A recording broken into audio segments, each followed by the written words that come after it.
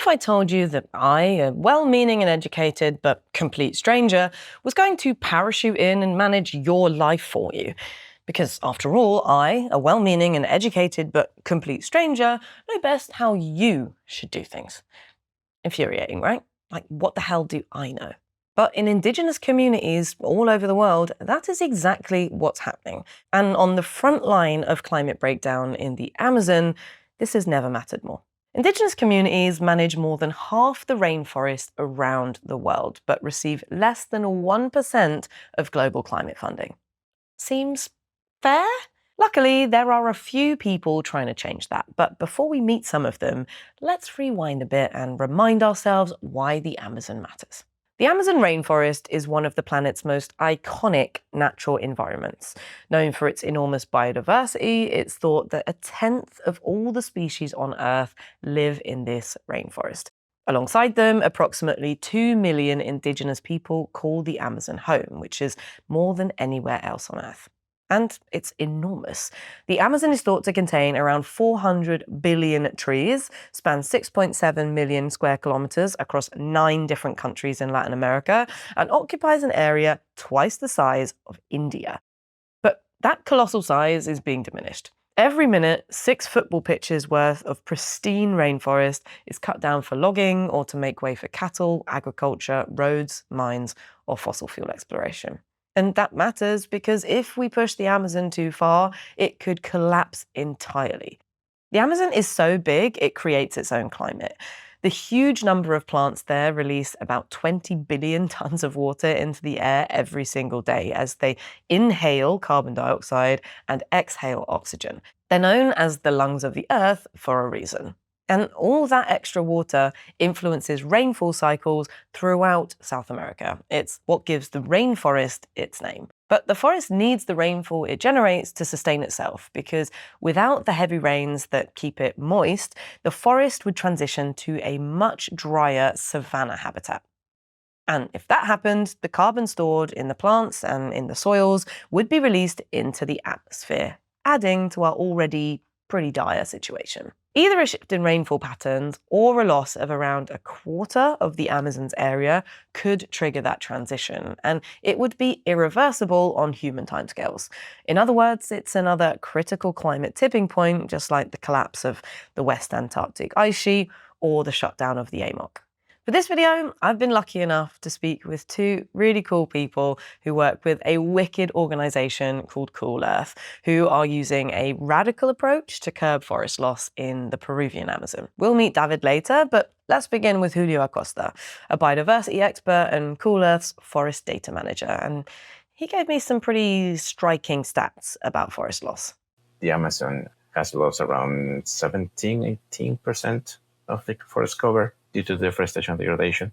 They are very close to this 20–25% of deforestation that scientists want that will be like an inflection point for these ecosystems. That 17–18% of forest loss amounts to an area the size of France. And before I spoke to Julio, I really didn't realise how close the Amazon was to that tipping point. I was genuinely shocked when he told me that. Julio is based in Peru, one of Cool Earth's main areas of focus. Like many other parts of the Amazon, the Peruvian Amazon is losing forest fast. And in Peru, in the last 2 decades, there was a loss of 2.8 million hectares. As well as deforestation, which is the complete clearing of trees, the Amazon is also being degraded so that its quality declines, especially through processes like selective logging that basically pluck out only certain types of trees and upset the ecosystem's natural balance. Logging is just one driver of deforestation and degradation, though. The forest is also being cleared and fragmented by clearing for agriculture, especially to graze cattle and to grow crops that are then later fed to cattle, or for palm oil.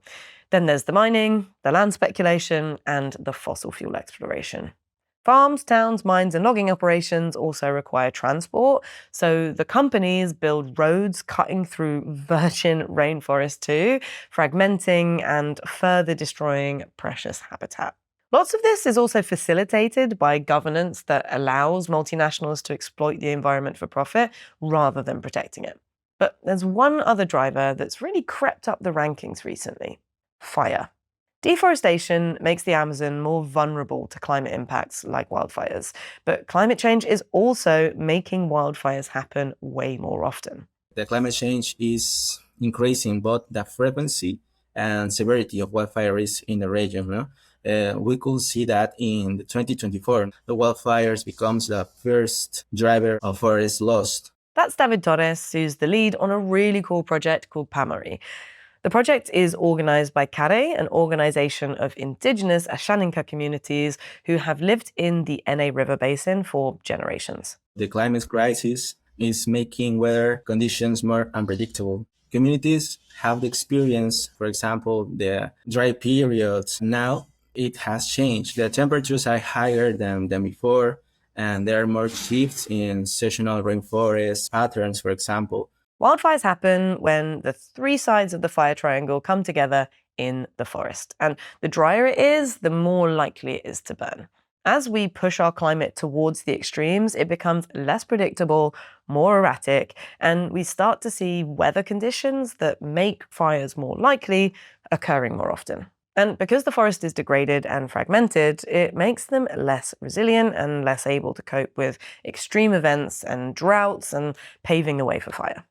These more extreme events, more intense droughts makes it less easy to manage. It's easier that the fire gets out of control and then it becomes a wildfire. It's like a repeating cycle, I think, because due to the fire, the ecosystem becomes more fragmented. That fragmentation also leads to more drought and it's more vulnerable to future droughts and potential wildfires.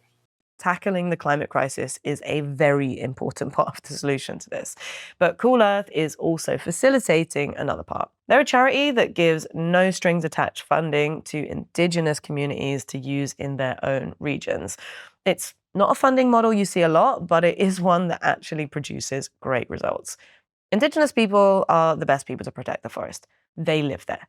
They've lived in and with the forest for generations. And Indigenous knowledge is just as valuable as scientific knowledge when it comes to protecting ecosystems. It's pretty patronizing to assume, like many NGOs do, that they know better. Cool Earth is unique because it trusts communities to know what's best for them. It also means no overheads spent on fancy NGO HQs, no intermediaries, and all the money that they raise actually ends up in the hands of the people on the ground. It's putting climate justice into practice. Unconditional cash transfers went to restore that decision-making power, and financial sovereignty to communities. So this unconditional cash transfer consists of payments sent directly to the people living in the rainforest. After all, they're the only ones who know what's best for them. When vulnerable Indigenous families run out of resources, they come under pressure to give in to various demands, such as those from illegal logging. This kind of transfer provides a safety net that enables communities to conserve their forests. Another central part of Cool Earth's strategy is to actually listen to Indigenous people. And one of the things the Kare Ashaninka communities said that they wanted and needed was support to manage the rising risk of wildfire. That's how PAAMARI was born.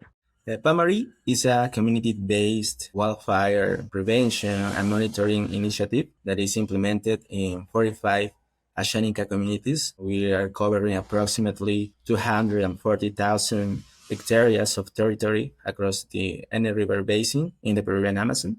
PAAMARI combines satellite technology, weather information, and indigenous knowledge within a community-led framework. Many wildfire programs focus primarily on emergency response, while PAAMARI focus on prevention, community empowerment, and informed decision-making before the fires occur. The project recognizes that Indigenous communities are not simply beneficiaries, but they are the key partners and leaders in protecting forests from wildfire.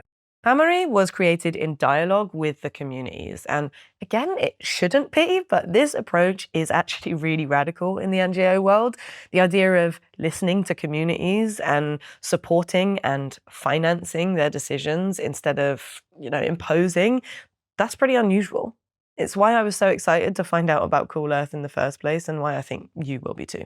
PAAMARI means fire in the Ashaninka language and is an important part of Ashaninka life. Fire is used for agriculture, hunting, cultural practice, cooking, and medicine, but it's increasingly becoming something more destructive. The fire is deeply embedded in their way of life. The important distinction is between these traditional control uses and the destructive wildfires. The project trains the communities to fight wildfires and to see the warning signs and prevent them igniting in the first place. The Amazon is a tough place to travel in at the best of times, and when fires start, the fire brigade often can't or won't come. In our country, in Peru, so many times the firefighters don't come to the field. We don't have this capacity in our country, so the communities are the first response, and many times are the only ones. So they have to be prepared for that. PAAMARI works through community brigades, local monitoring system, training programs, and early warning tools that help communities to make informed decisions about the use of fire. We don't want to prohibit the use of fire. We are giving them technological information to make it safer. PAAMARI gives the community the tools and the training to be the first and often last line of defense against wildfires. It supports them to monitor the risk of wildfire through satellite data and weather stations and a community risk alert system, which gives early warning of fires and allows them to respond quickly. And when the risk of fire spreading is especially high, the communities often choose to take preventative action, like using fire differently in their traditional practices. So far, the project has trained 55 community brigadists in fire suppression techniques, and this year they plan to roll it out to even more people. And it's worked. I was honestly so amazed when David told me how successful they've been in such a short amount of time. The effectiveness of the primary strategy and the brigades has been remarkable, and we actually have very, very strong data to prove it.